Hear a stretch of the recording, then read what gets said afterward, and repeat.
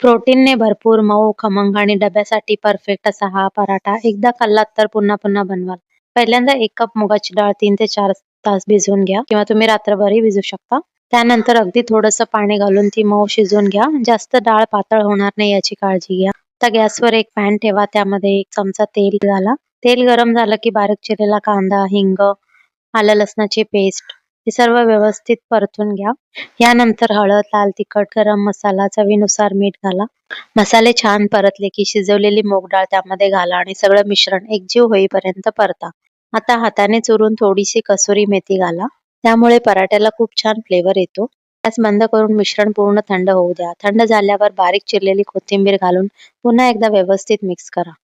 मी इथे कणिक आधीच मळून ठेवलं होतं. त्याचा एक गोळा घ्या. त्यामध्ये तयार केलेले सारण भरून हलक्या हाताने पराठा लाटा.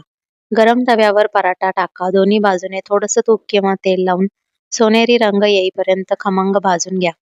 बस तयार आहेत आपले मूग डाळीचे प्रोटीनने भरपूर मऊ आणि स्वादिष्ट पराठे. दही, लोणचं किंवा चटणी सोबत यांची चव आणखीनच अप्रतिम लागते. ही हेल्दी आणि टेस्टी रेसिपी नक्की करून बघा. रेसिपी आवडली तर लाईक करा.